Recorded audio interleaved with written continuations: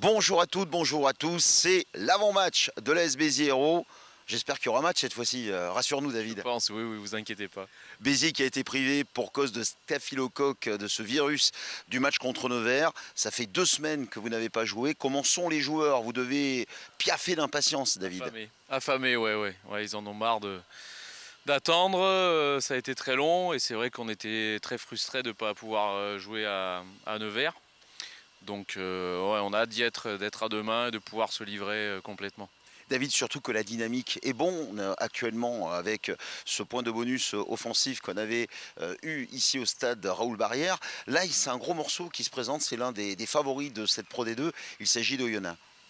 Ouais, c'est motivant, ouais, c'est la plus grosse attaque du championnat. Ils ont fait un très bon début de championnat avec 2 gros matchs chez eux. Voilà, après depuis ils peinent un peu à s'exporter, donc on s'attend à un gros match parce que je pense qu'ils vont essayer de venir chercher des points quelque part, et donc eux ils ont eu leur match la semaine dernière, ils sont un peu plus relancés, donc ça va être difficile, mais je crois on va être très humble et continuer à travailler ensemble collectivement pour affronter cette belle équipe. La force justement d'Oyonnax, c'est quoi? C'est devant, ça va vite. Tu as analysé évidemment cette équipe? Oui, c'est assez complet. C'est très fort devant, très solide, très grand. Ils utilisent beaucoup leurs avants pour préparer leur attaque. Donc beaucoup de mauls, beaucoup de jeux d'avant après le 9. Un très fort troisième rideau qui va très vite, avec des ailiers arrière hein, qui sont très rapides et avec beaucoup d'appui. Donc une équipe assez complète. Voilà, il vaut mieux tenir le ballon contre eux que d'attendre de les regarder. Et donc on va essayer d'imposer notre jeu. On est chez nous et faire en sorte qu'il l'ait le moins possible pour pouvoir gagner ce match. Quand on affronte ce style d'équipe, surtout quand on a été privé pendant 2 semaines de ballon, de match plus précisément, quel est le type d'équipe que tu dois aligner? Je crois que tu vas te baser surtout sur des joueurs d'expérience.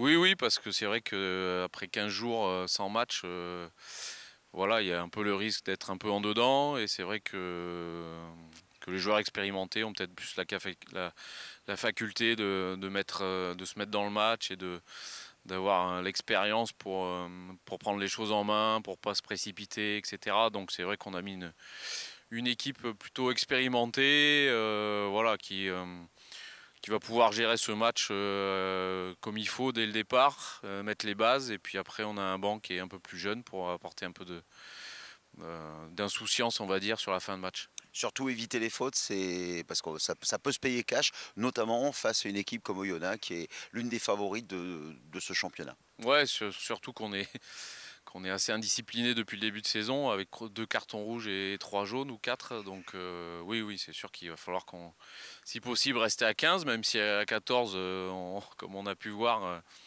je trouve qu'on a pas mal d'intelligence pour pouvoir gérer les choses. Donc je suis assez content par rapport à ça, mais si on arrive à être à 15 en étant aussi intelligent, je pense que ce sera quand même plus simple. Tawalo, on va en parler, 5 matchs, c'est sévère d'après toi. Bon, c'est vrai que le plaquage pourtant, quand on le regarde, est correct, mais peut-être un petit peu violent.